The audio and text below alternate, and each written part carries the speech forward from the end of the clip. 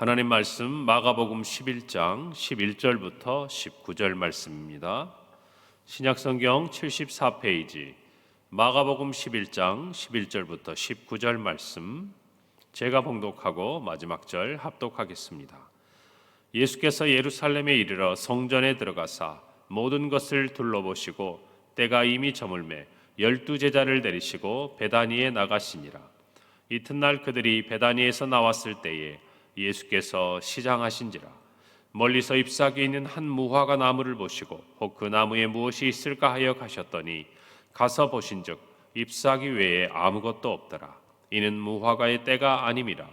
예수께서 나무에게 말씀하여 이르시되 이제부터 영원토록 사람이 내게서 열매를 따먹지 못하리라 하시니 제자들이 이를 듣더라. 그들이 예루살렘에 들어가니라.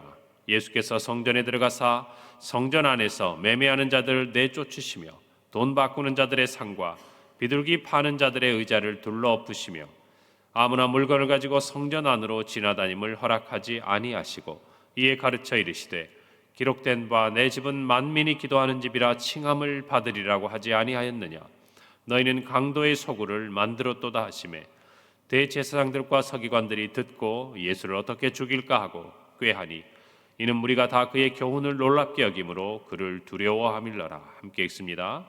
그리고 날이 저물매 그들이 성 밖으로 나가더라. 아멘.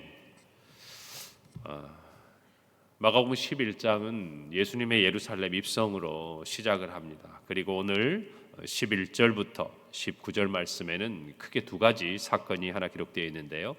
무화과 나무에 관한 예수님의 말씀과 그 다음에 성전 정화 사건이 기록되어 있습니다. 예루살렘에 입성하신 예수님께서는 오늘 11절에 보니까 예수께서 예루살렘에 이르러 성전에 들어가사 모든 것을 둘러보시고 때가 이미 저물매 12제자를 데리시고 베다니에 나가셨다. 그리고 이튿날 예수님께서 베다니에서 예루살렘으로 올라가셔서 행하신 모든 일들이 기록되어 있는 것입니다. 성전에 들어가셔서 예수님께서는 먼저 예루살렘에서 성전이 어떻게 하나님 앞에 서 있는지, 예루살렘에 있는 유대인들이 어떻게 하나님 앞에 예배하고 나아가는지를 예수님께서 살펴보신 이후에 베다니에 가셨다는 것이죠. 특별히 오늘 예수님께서는 성경에 보니 12절에 베다니에서 나오셨을 때에 시장하셨다라고 기록하고 있습니다. 이튿날이라고 기록된 이날은 월요일이죠. 베다니는 예루살렘에서 3km 정도 떨어진 곳에 위치했으며 우리가 아는 대로 예수님이 사랑하셨던 나사로와 또 우리가 잘 아는 마르다와 마리아가 살던 곳이었습니다.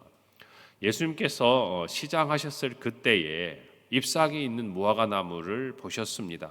그리고 예수님께서는 그 나무에 무엇이 있을까 하여 가더니 가서 보신즉 잎사귀 외에 아무것도 없는 것을 알게 되었다. 그리고 이는 무화과의 때가 아니었다라고 우리 13절에서 마가는 기록하고 있습니다. 3월이 되면 무화과 나무에 싹이 나고 4월이 되면 커다란 잎사귀가 나오는 것을 볼 때에 이 사건은 6월절을 우리가 생각해 보면 4월경, 그래서 무화과 나무에는 잎이 무성할 그때였습니다. 그런데 갑자기 예수님께서 좀 우리가 당황스러울 만한 말씀과 행동을 하셔요. 오늘 14절에 보니까 나무에게 말씀하세요. 그리고 이제부터 영원토록 사람이 내게서 열매를 따먹지 못하리라 라고 말씀하신 것을 제자들이 듣게 됩니다. 성경은 분명히 말하기를 이때는 무화과에 열매가 있을 때가 아니라 잎사귀가 무성할 때다라고 이야기를 하고 있어요. 그런데 예수님께서 시장하셨어요. 그리고 가셔서 그 무화과 나무를 보셨다. 그 말은 뭡니까? 무화과 나무에서 무엇을 기대하신 거죠? 열매를 기대하신 거예요. 그런데 그 무화과 나무에는 열매가 있습니까? 없습니까? 없잖아요. 그럼 예수님께서 무화과 나무에게 열매가 없는 때 가셔가지고 열매를 찾고 또 열매가 없는 것을 보시고 저주하시지 않습니까? 그리고 이어지는 20절, 21절 이후의 말씀을 보시면 그들이 다음에 아침에 지나갈 때 무화과 나무가 뿌리채 마른 것을 보고 베드로가 생각이 나서 여짜오되 라삐어 보소서, 저주하신 무화과 나무가 말랐습니다. 결국 예수님의 이 저주를 받은 무화과 나무는 말라서 예수님 말씀 그대로 다시는 거기서 열매를 얻지 못하는 상태가 되고 마는 것이죠. 우리는 이것을 볼 때 예수님께서 배가 고픈데 열매를 찾은 데 없으니까 화가 나셔가지고 그 나무에게 화풀이를 하셨나? 아니라는 것을 저와 여러분이 알아야 돼요. 예수님은 유월절 어린 양으로 우리의 모든 죄를 사하기 위해 죽으셨습니다. 그리고 그때에 반드시 제자들과 또 오늘 말씀을 읽는 저와 여러분에게 가르쳐 주셔야 될 말씀이 있는 것이, 비록 무화과의 열매를 거두는 때는 아니었지만 예수님께서 십자가에 죽으시기 전에 우리에게 분명히 가르치셔야 될 그 가르침을 이 나무를 통해서 오늘이 오랜 시간이 지난 이후에도 저와 여러분이 궁금증을 가지고 이 말씀 앞에 서도록 인도해 가시는 것입니다. 예수님께서 저와 여러분에게 다가오셔요. 찾아오십니다. 그리고 유월절 어린 양이 되셔서 우리를 구원하셨습니다. 구원받은 저와 여러분이 예수 그리스도의 구원받은 자녀로서 살아가기를 원하십니다. 그리고 그 원하는 삶의 자리에서 주님은 잎사귀가 아니라 열매를 보기를 원하신다는 것을 우리 모두는 알아야 됩니다. 이 말씀은 사실은 그 당시에 오랫동안 믿었습니다. 예수님 앞에서 정말 그들이 율법에 대해서 논쟁할 정도로 그들은 오랫동안 율법을 배워왔고 하나님께 제사드렸습니다. 그리고 이후에 이어지는 말씀처럼 그들은 오랜 시간 하나님의 말씀에 기초해서 예배드리고 제사드리고 하나님을 섬겼습니다. 그럼에도 불구하고 오늘 성경에 있는 그대로 하나님이 그들 앞에서 무엇을 찾으실 때? 열매를 찾으실 때 그들은 잎사귀만 무성했다는 것이 무슨 말입니까? 경건의 모양은 있었지만 경건의 능력은 없었다 그 말이에요. 저와 여러분의 신앙생활 가운데서도 우리는 우리 안에서 정말 풍성한 잎사귀를 가질 수 있는 모습들도 있습니다. 하나님 앞에 모태신앙부터 어려서부터 신앙생활을 가졌고 남들이 볼 때는 저 사람은 신앙이 좋고 저 사람은 교회에서 어떤 직분을 가지고 있고 오랫동안 예수를 믿었고 주일마다 꼭 교회를 가고, 여러분 그러나 주님께서 우리에게 그와 같은 은혜들을 주시는 것은 무엇 때문인가요? 저와 여러분의 삶에 그러한 예배의 자리를 통해서 그러한 섬김의 자리를 통해서 오랫동안 주님을 정말 아버지라고 부르며 그리스도인으로 예수님의 제자로 살아가면서 마땅히 저와 여러분이 맺어야 될 열매를 기대하시는 것임을 저와 여러분이 아셔야 돼요. 오래 믿었다면 오래 믿은 자다운 신앙의 열매가 있어야 하지 않겠습니까? 저와 여러분이 남들보다 앞서서 교회를 섬기고 있다면 그 직분에 합당한 무엇인가 열매가 있어야 되지 않겠습니까? 이스라엘 백성처럼 하나님이 택한 백성이 되어서 정말 하나님을 섬기는 백성이고, 이처럼 예수 그리스도께서 이 땅에 오셔서 하나님의 나라가 임하는 복을 받은 민족이고 백성이라면 그들이 제사장 나라요 제사장 민족으로서 마땅히 이방에게 하나님의 이름을 높여드리고 그들이 나와 하나님 앞에 예배할 수 있도록, 여러분 그 사명이 이스라엘에게 있는 것 아니겠습니까? 그 열매를 주님이 기대하시고 수많은 민족 중에서 수요도 많지 아니하고 힘이 있지도 않지 하고 작은 그 나라 그 백성을 사랑하셔서 부르신 것 아니겠습니까? 저와 여러분도 마찬가지예요. 저와 여러분이 무슨 다른 사람보다 신앙이 좋고 우리가 하나님을 더 섬기고 무엇인가 하나님 앞에 더 하나님이 저와 여러분을 구원하실 만한 이유가 있었습니까? 아니었습니다. 다만 우리를 사랑하심으로 저와 여러분에게 은혜를 베푸신 것이에요. 그렇다면 저와 여러분이 가져야 될 모습은 응당 무성한 잎사귀에서 그치는 것이 아니라 하나님이 기대하시는 열매를 맺어야 되지 않겠습니까? 여러분 겉으로는 그럴싸해 보이지만 이스라엘에게는 아무런 열매가 없었어요. 심지어는 그들을 구원하시기 위해 그들의 하나님, 정말 그들의 메시아가 왔습니다. 그럼에도 불구하고 그들은 예수님을 얼마 지나지 않아 십자가에 못 박는 하나님 앞에서의 죄악을 범하는 것 아니겠습니까? 저와 여러분도 마찬가지입니다. 예수님께서 왜 이 무화과 나무의 사건을 통해서 저와 여러분을 일깨우십니까? 저와 여러분을 경계하십니까? 저와 여러분이 우리의 신앙을 다시 돌아보게 하십니까? 하나님 앞에 서는 날 부끄러움이 없도록, 그리고 저와 여러분에게 주신 그 구원의 은혜에 부끄러움이 없도록 우리들에게 말씀하시는 거예요. 산상수훈의 그 말씀처럼 열매로 내가 알 것이다. 여러분, 저와 여러분의 삶도 이와 같은 열매를 맺어야 할 줄로 믿습니다. 오늘을 살아가는 여러분의 삶에 어떤 열매가 있습니까? 이제 우리는 명절을 앞에 두고 있어요. 그 명절을 앞에 두고 우리가 만나게 될 우리의 가족들, 친지들 또는 우리 주변에 있는 사람들 앞에서 우리는 다른 것이 아니에요. 우리의 말이 아닙니다. 여러분, 우리의 삶이 어떤 열매를 맺어서 그들 앞에 나아가느냐가 그들의 영혼을 하나님 앞으로 이끌어낼 수 있는 놀라운 은혜의 통로가 되는 줄로 믿으시기를 바랍니다. 구원의 길이 되는 줄로 믿으시기를 바랍니다. 그들이 예수 그리스도를 마음에 믿어 구원에 이르게 되는 정말 그 일에 저와 여러분의 삶의 아름다운 열매들이 귀하게 쓰임받기를 간절히 바라는 것입니다. 오늘 하루를 살면서 우리 이렇게 생각합시다. 내가 주를 위해 이것도 하고 저것도 하고 잎사귀 같은 거예요.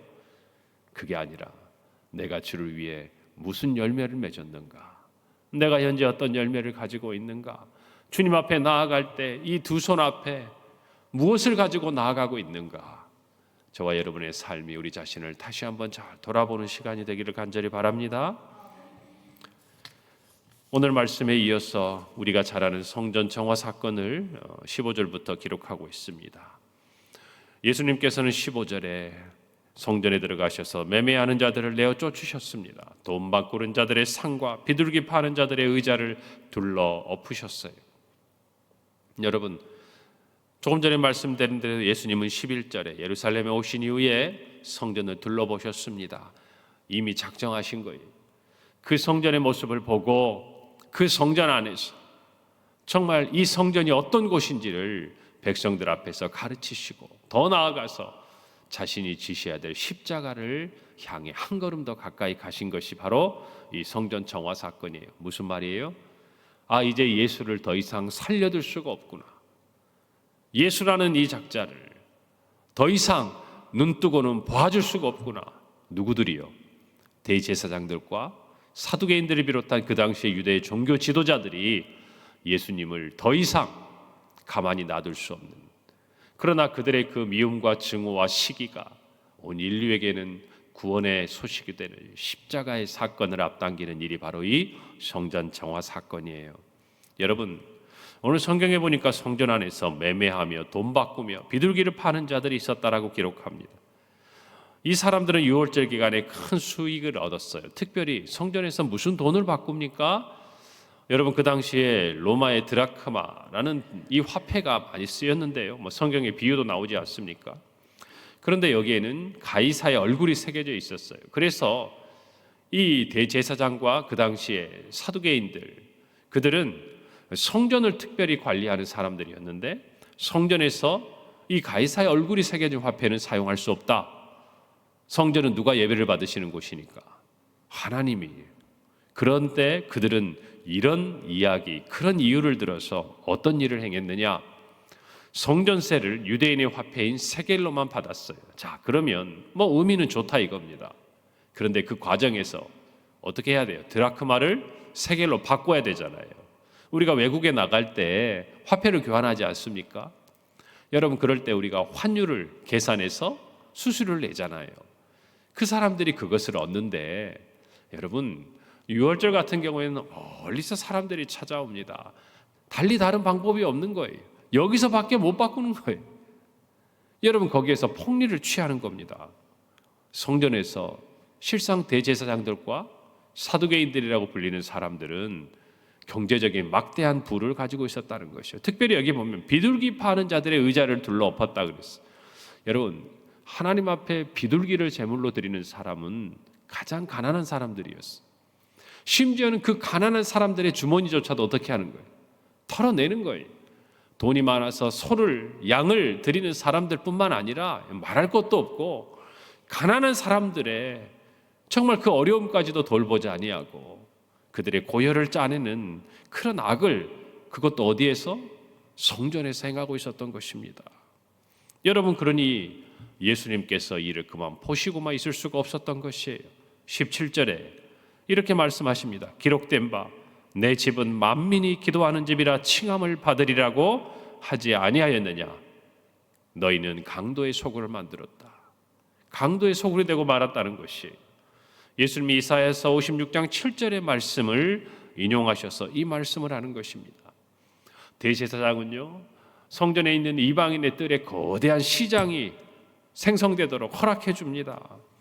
그래서 실상 하나님 앞에는 유대인들만이 아니라 이 이방인의 뜰에서는요, 멀리서 이방인들이 와서 하나님 앞에 제사하고 돌아가는 곳이기도 했어요. 여러분, 그런데 그곳에서 도저히 하나님을 예배할 수가 없는 거예요. 시끄러운 시장과 똑같은 거예요. 돈을 바꾸고 정말 재물을 팔고, 그리고 심지어는 그들이 정성스럽게 키운 흠이 없는 재물을 가지고 와도 그 당시에 대제사장들과 이 사두개인들, 이 성전을 관리했던 사람들은 어떤 일들을 행했느냐? 비루하고 정말 흠이 없는 그 양들은, 흠이 많은 그 양들, 그 재물들은 흠이 없다라고 판정을 해주고, 백성들이 정말 하나님 앞에 잘 키워서 율법대로 가져온 재물은 흠이 있다라고 판정을 해서 하나님께 재물을 드리지 못하게 했어요. 그 판정하는 권한이 누구한테 있으니까? 자기들에게 있으니까. 이런 악을 하나님 앞에 행하면서 사람들에게 정말 하나님 앞에 예배하고 제사하는 이 일들을 오히려 방해하고 가로막았던 일들을 행했던 것입니다. 그래서 예수님께서는 그들을 꾸짖으시고 정말 성전을 깨끗하게 하시면서 한마디 하셔요. 만민이 기도하는 집이라는 것이에요. 사랑하는 성도 여러분, 저와 여러분은 교회에서 주님 앞에 나와서 무엇을 행하고 있습니까? 경제적인 이익을 얻고 있습니까? 세상에서 얻지 못한 명예와 사람들의 인정을 구하고 있습니까? 아니면 하나님 앞에 엎드려 무릎 꿇고 기도하며 예배하는 곳이 바로 이 예배당이 되고 있는 것입니까? 사랑하는 성도 여러분, 우리 주님 앞에 나왔을 때 두렵고 떨리는 마음으로 왜 우리가 이 자리에 서 있는지를 늘 잊지 않기를 간절히 바랍니다. 내 욕심을 채우고 내 어떤 이익을 구하는 자리가 아닙니다. 사람들 앞에 인정을 받는 자리가 아니에요. 살아계신 하나님 앞에 우리가 서 있는 자리다, 그 말입니다. 하나님을 예배하는 것이고 하나님 앞에 기도하는 것이고 우리를 드리는 자리고, 그리고 하나님 앞에 정말 이 예배당이 구원의 소식을 전할 뿐만 아니라 믿지 않는 수많은 사람들이 멀리서부터 와서 하나님의 자녀가 되는 그러한 곳이 바로 우리에게 주신 이 귀한 예배당인 것을 꼭 기억하시기를 바랍니다. 그리고 이곳에서 주님이 기뻐 받으시는 예배와 제사를 드리는 우리 모두 성도들이 되기를 간절히 바랍니다. 18절에 보면 대제사장들과 서기관들이 예수를 어떻게 죽일까 하고 꾀했습니다. 그들은 두려웠어요. 무엇이요? 사람들이 예수님의 교훈을 놀랍게 여기고 그를 따르는 것이 두려웠습니다. 그들의 정말 사람들에게 받았던 명예와 명성, 그리고 경제적인 그 유익들이 사라질 것이 두려웠던 것이에요. 사랑하는 성도 여러분, 정말 그들의 그 마음들을 하나님이 어찌 보고 계시겠습니까? 그들은 악을 행했지만 하나님은 그 길을 통해 온 인류를 구원하셨습니다. 오늘 이 말씀 앞에서 두렵게 떨리는 마음으로 우리가 어떤 모습으로 주님 앞에 서 있는지를 살펴보고, 무엇보다 주님 앞에서 주님이 우리에게 주신 이 평강교회 예배당에서 주님의 이름을 부르며 기도하는 우리 모든 성도들이 되기를 간절히 바랍니다. 기도하겠습니다. 하나님 은혜를 감사합니다. 오늘 또 귀한 말씀을 주셨습니다. 하나님 앞에 열매 있는 우리의 모습이 되게 하시고 주님 앞에 나올 때에 두렵고 떨리는 마음으로 기도하며 하나님 앞에 예배하고 그 예배의 능력을 힘입어 세상 가운데 살아있는 산재물로 주님 앞에 나아가는 우리 모든 성도들이 되게 하여 주시옵소서. 예수님의 이름으로 기도합니다. 아멘.